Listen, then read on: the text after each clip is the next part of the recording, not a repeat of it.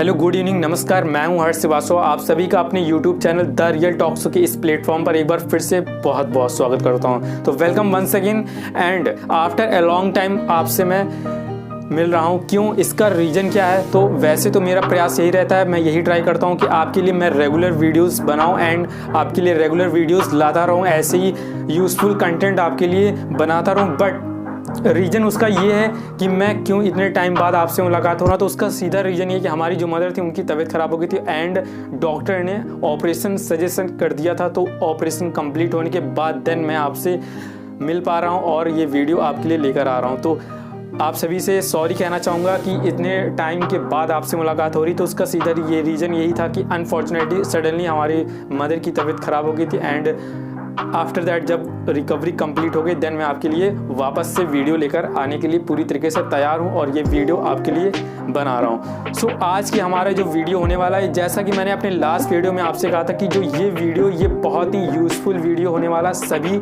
जो भी हमारे व्यूवर्स हैं उन सभी के लिए।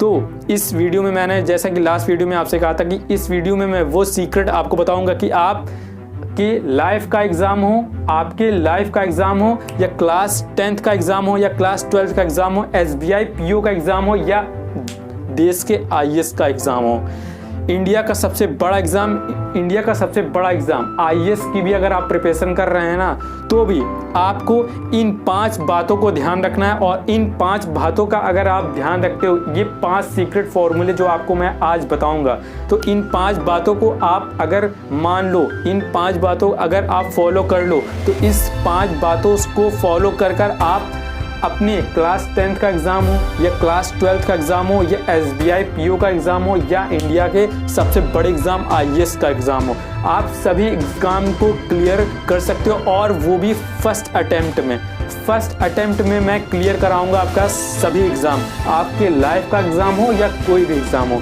बस आपको इन 5 बातों को पूरा वीडियो कंप्लीट जरूर वॉच करिएगा और इन 5 बातों को फॉलो ज़रूर करिएगा। तो चलिए वीडियो को स्टार्ट करते हैं, ज़्यादा टाइम आपका नहीं लेंगे। तो सबसे पहले मैं आपको बता दूँ, ठीक है, जो भी आपका कोई भी एग्ज़ाम हो, एनीथिंग, क्लास 10th का एग्ज़ाम हो, क्लास 12th का एग्ज़ाम हो, SBI का एग्ज़ाम हो, कॉम्पिटिटिव कोई भी एग्ज़ाम हो, XYZ कोई भी एग्ज़ाम मैं ले लूँ, ठीक है। तो सबसे पहले आपकी बात आती एग्ज़ाम है मेरा, ठीक है। सबसे पहले आपकी जितनी अच्छी प्रिपरेशन होगी उतना ही ज़्यादा आपके अंदर कॉन्फिडेंस होगा। और जब तक आपके अंदर कॉन्फिडेंस नहीं बिल्ड होगा तब तक आप छोटे से छोटा एग्ज़ाम भी क्लियर नहीं कर सकते हो और बड़े से बड़ा एग्ज़ाम भी आप क्लियर नहीं कर सकते हो। आपका जो कॉन्फिडेंस लेवल है वो हाई होना चाहिए, आपका ओवर कॉन्फिडेंस नहीं होना चाहिए, बट कॉन्फिडेंस लेवल जो वो आपका हाई होना चाहिए। और आप ऑलवेज बी कॉन्फिडेंट हो, अपने ऊपर आपको भरोसा हो, आपको अपने ऊपर बिलीव होना चाहिए। तो सबसे पहले आपका कोई भी एग्ज़ाम हो XYZ, ठीक है, सबसे पहले उस एग्ज़ाम का सिलेबस क्या है। सबसे पहले जो पहली बात है आपको ये जाननी है कि उस एग्ज़ाम का सिलेबस क्या है। तो सबसे पहले आप उस एग्ज़ाम का सिलेबस देखें, इंटरनेट पर आपको मिल जाएगा। आपकी जो भी एग्ज़ाम है आपकी सिलेबस इंटरनेट पे आप इजीली सर्च कर सकते हैं एंड आपको मिल जाएगा, ठीक है। और फिर उस एग्ज़ाम का जो आपका सिलेबस है उसका एक ब्लूप्रिंट निकाल कर अपनी आंखों के सामने, अपने जहाँ भी आपका स्टडी रूम जो है उसके सामने आप बिल्कुल फ्रंट में आप लगा दीजिए। आपका जो भी एग्ज़ाम है, एग्ज़ाम का जो आपका जो सिलेबस है उसका जो ब्लूप्रिंट निकाल कर एक उसका जो है इमेज आप अपने स्टडी रूम में आप अपनी आंखों के सामने लगाइए, जहाँ पर आपकी नज़रें हर वक्त पड़ती हों, ठीक है। सबसे पहले आपको क्या करना, क्या आपका सिलेबस क्या है, आपको उसे अंडरस्टैंड करना है, ठीक है। आपका सिलेबस क्या है वो आपको पता होना चाहिए। जब तक आपको आपका सिलेबस ही नहीं कंप्लीट होगा, वही नहीं पता होगा कि हमारा सिलेबस क्या है, तो आप प्रिपरेशन क्या चीज़ करोगे, कोई चीज़ प्रिपरेशन नहीं कर पाओगे, ठीक है। ओके, तो फर्स्ट पॉइंट हमारा क्या था कि आपको आपका सिलेबस पता होना चाहिए, ठीक है। तो सेकंड पॉइंट पर चलते हैं। सेकंड पॉइंट हमारा क्या, तो नंबर 2 पर बात आती है कि आप अपने एग्ज़ाम को क्लियर करने के लिए, ठीक है, आपका जो भी आपका जितना भी टाइम बचा हुआ है ना, अभी 1 मंथ 2 मंथ एनीथिंग, ठीक है, आपका जो भी टाइम बचा है आप उस टाइम को मैनेज करना सीखो अच्छे से, ठीक। उस टाइम को आपको एग्ज़ाम की प्रिपरेशन में ही यूटिलाइज करना है कम्प्लीटली, ओके। सो आपको एक टाइम टेबल बनाना पड़ेगा, ठीक है।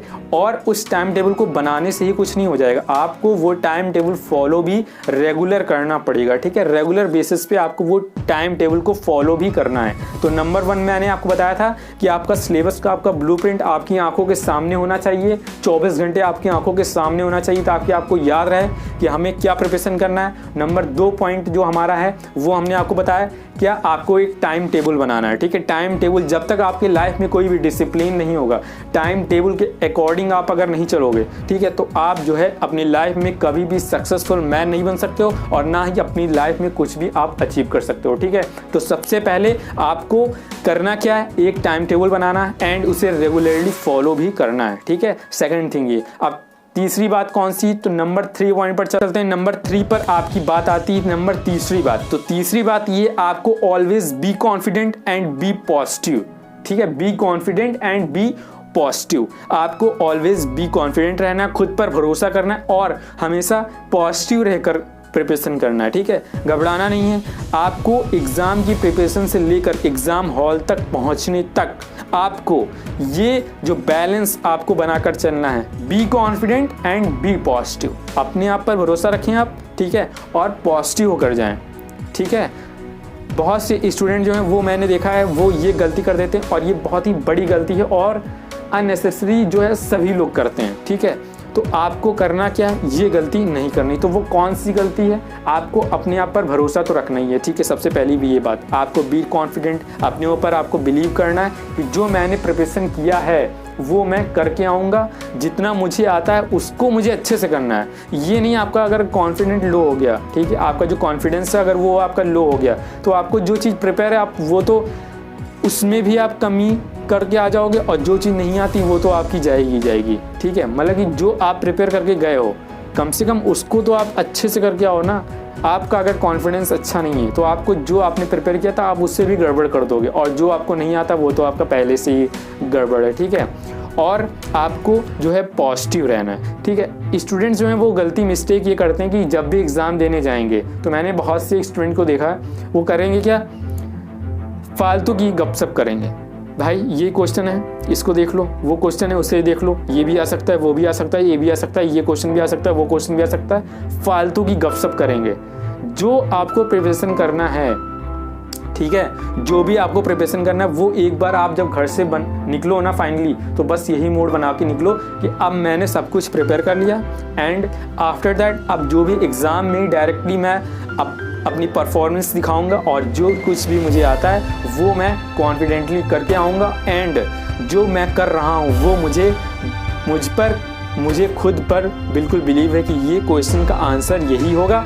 और किसी भी बहकावे में आकर ये नहीं कि पीछे स्टूडेंट ने बोला नहीं ये होगा भाई ये कर लो, तो तुम्हें अपने ऊपर कॉन्फिडेंट होना चाहिए। अगर by the way in that case के अगर पीछे वाले स्टूडेंट ने जो आपको आंसर बताया वो अगर आंसर गलत हुआ देन आपको बहुत ही गिल्ट फील होगा एंड आप सोचोगे काश मैंने ये सोचा था कि मेरा तो यार आंसर सही था, लेकिन मैंने पीछे वाले स्टूडेंट के चक्कर में पढ़ के मैं उस सही आंसर को भी गलत करके मैं चला आया, ठीक है। तो आपको क्या करना है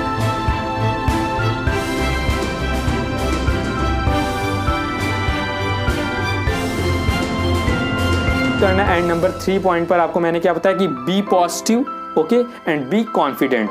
तो अब चलते हैं नंबर 4 पॉइंट। 4 पॉइंट हमारा क्या है, तो नंबर 4 पर चलते हैं। नंबर 4 की बात क्या है वो आपको जानना बहुत जरूरी। तो नंबर 4 पर आपका नंबर 4 पॉइंट जो है वो ये है कि आपको take proper rest and sleep. Take proper rest and sleep. Exam के टाइम में स्टूडेंट जो है वो अपनी बॉडी पर इतना प्रेशर बना देते हैं, अपने माइंड पर इतना प्रेशर बना देते हैं, अरे यार एग्जाम है अब क्या करें, अब मैं तो रात भर जगकर आज मुझे ये प्रिपेयर करना, आज मुझे वो प्रिपेयर करना है। अपनी बॉडी को जो है इतना वो लोग जो है प्रेशराइज कर देते हैं ना, पूरे ईयर तो नहीं पढ़ेंगे बट जो एग्ज़ाम की टाइम आएगा ना, कुछ स्टूडेंट जो है उनकी मैं बात कर रहा हूँ, जब एग्ज़ाम का टाइम आएगा तब उनकी आंखें खुलती, अरे अब तो इतना टाइम बचा, अब तो मुझे सब कुछ प्रिपेयर करना है, ये वो सारी रात जग कर। अरे भाई आपको समझना है कि जो सिलेबस आपका 1 ईयर का है आप उसे 1 मंथ में कैसे कंप्लीट कर लोगे, दैट्स इम्पॉसिबल, ओके।